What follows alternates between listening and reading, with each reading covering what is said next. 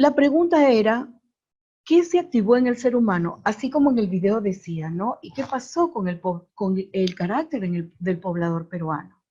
¿Qué se activó en el ser humano? ¿Y qué es lo que yo pude ver desde el comienzo? En primer lugar, esa sensación terrible, porque es una sensación bastante desagradable, bastante desesperante, dependiendo de cada recurso que tenga el ser humano, es como uno lo va a sentir. Mientras más recursos de afrontamiento tengamos, más capacidades, vamos a poder resistir de una manera más adecuada, vamos a poder llegar a solucionar y a salir adelante, pero mientras menos recursos, definitivamente esta sensación de amenaza continua que comenzó un día y que todavía no termina es lo primero que se ha sentido y lo que definitivamente activó en el ser humano estar en esa constante alerta, en esa sensación angustiante de que no sabes qué va a pasar. No solamente era lo que recibían en televisión, también era el hecho de lo que iba cambiando en su organismo. Y ahora les voy a mostrar algo más, ¿no? ¿Qué sucedió más con las familias en el Perú y en el mundo, creo yo, ¿no? Que nos volvimos más tribales, ¿no? Cuando hablamos de tribal, hablamos pues de tu tribu. Ahí solamente llegó, en ese momento solamente empezó a interesarte que esté bien tu mamá, tu papá, tus hijos y nadie más, ¿no? Podías querer mucho a tus amigos y eso es de repente lo que le ha dolido a mucha gente porque hay gente que tiene amigos que son su familia, más que sus amigos, ¿no? Pero empezamos a ser más tribales y teníamos mucha menor aprobación de aquellos que nosotros considerábamos diferentes. Lamentablemente en este país, en nuestro querido Perú, hay un tema de desigualdad y clasismo tremendo, ¿no? Inclusive, en medio de una sola clase hay miles de subclases, ¿no? Mi vecino se cree más importante porque su casa es de 2 pisos y la mía es de una. Y él ya es de otra esfera, ¿no? Ese es uno de nuestros problemas, ese es uno de nuestras carencias. Entonces, empezó la desaprobación, ¿no? Y fue cuando la gente decía, no, yo me voy para el supermarket, yo al mercado no voy, yo no me junto con este porque este no tiene dinero. Discúlpenme la expresión, estoy tratando de un poco recrear lo que pasaba. Yo tampoco quiero estar con esta persona porque esta persona no, probablemente no se cuide y nos juntamos solamente con la gente muy cercana, ¿no? Pero nos empezamos a aislar. Algo a lo que tanto le temíamos, nosotros lo empezamos a consolidar porque era necesario, definitivamente, ¿no? Luego, ¿qué pasó? Se activó el sistema inmunológico conductual. Ustedes me dirán, ¿y qué es el sistema inmunológico conductual? Bueno, digamos que es una denominación a todo ese proceso psicológico que se creó en nosotros para protegernos como si fuera una barrera de cualquier agente patógeno. Yo no sé si a ustedes les ha pasado, a mí particularmente me ha sucedido que llegó un momento en que yo no quería que nadie se me acerque, ¿no? Ni a mi familia tampoco. No sé si ustedes cuando iban a hacer compras, en mi casa yo fui la persona elegida y yo era la que salía a hacer las compras. Entonces yo me cuidaba de que si es que había alguien acá, yo esperaba que esa persona se vaya para no estar cerca y el sistema inmunológico conductual se activa de una manera muy instintiva. Eso no es ni siquiera pensado. Al comienzo lo piensas, lo procesas, pero luego se vuelve instinto. Entonces, si se te acerca alguien mucho, tú te retiras y te vas para un lado. Si es que alguien te habla, tú lo primero que piensas, y si me caen gotitas de coronavirus, y si es que alguien te respiró, dices no, y si tiene el virus, y luego empezamos a implantar las nuevas modas, ¿no? Los protectores faciales, el tapaboca, el alcohol. Como el sistema inmunológico conductual es tan inconsciente, no sé si a ustedes les ha pasado, a mí me pasa, a mis pacientes les pasa, que están con el alcohol en la mano y ya, el alcohol es más o menos como, pareciera como un relajante, ¿no? Te pones el alcohol y eso te tranquiliza, baja tu nivel de ansiedad, te calmas porque asumes que estás protegido. Que parece que no es tan cierto, pero vamos a dejarlo ahí, ¿sí?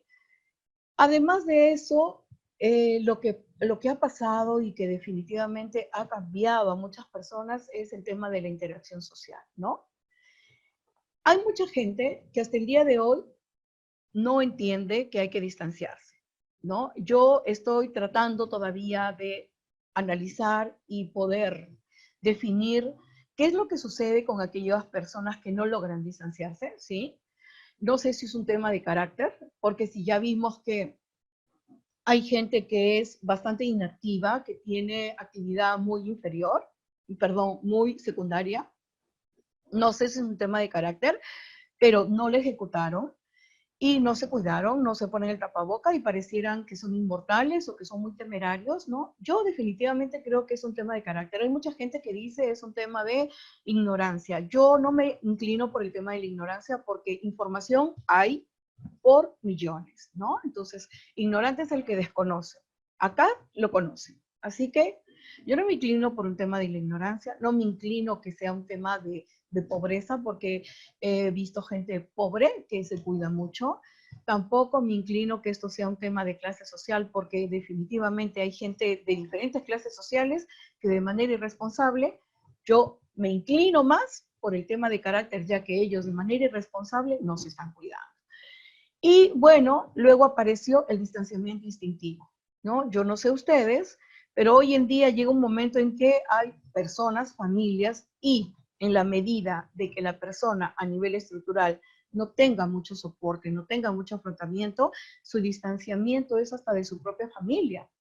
Yo tengo pacientes ahora de que si el papá está yendo a trabajar porque ya se están reincorporando, la hija ya no quiere que se le acerque mucho, ¿no? No, porque tú sales y de repente me contagias, ¿no?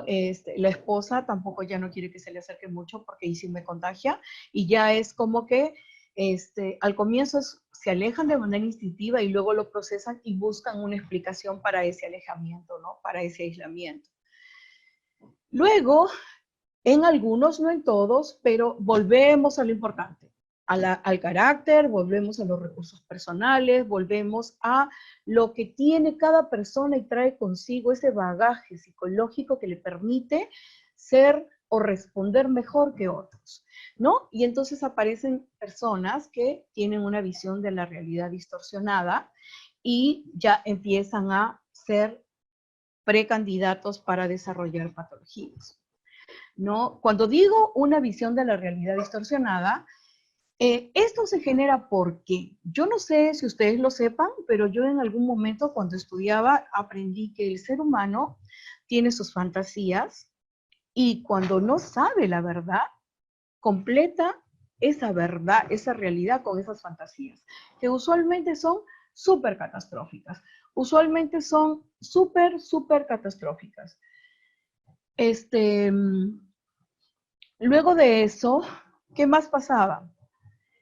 Que ya empezaron a aparecer síntomas previos al desarrollo de patologías. A ver, síntomas previos al desarrollo de patologías, ¿no? Cuando hablo de síntomas previos al desarrollo de patologías, hablo de niveles de ansiedad elevados, hablo de niveles de apatía elevados, hablo también de aquellas personas que han empezado a desarrollar conductas fóbicas o conductas obsesivas muy repetitivas, ¿no? Yo no sé si ustedes en su consulta tengan, pero yo por lo menos tengo 2 o 3 pacientes que ya están desarrollando TOC. Y el hecho de sentir el riesgo, como les decía al inicio, esa sensación de desprotección, esa sensación de riesgo constante, definitivamente hace de que dependiendo de tus características personales empiecen los síntomas previos al desarrollo de patologías. Y yo creo que finalmente va a haber y hay muchas personas que en función del carácter y en función de cómo han ido cambiando esas manifestaciones pueden empezar a desarrollar alguna patología. Yo creo que esa es, digamos que una visión bastante general, ¿no? Y de manera estructurada se las he preparado para ustedes en cómo se han ido activando una serie de aspectos en el ser humano y que definitivamente han generado en muchos de nuestros pobladores una serie de dificultades. La necesidad existe, nosotros deberíamos estar preparados también para poder afrontar todo esto y para poder ayudar porque hay mucha necesidad. Hay mucha gente que dice lo primordial es comer.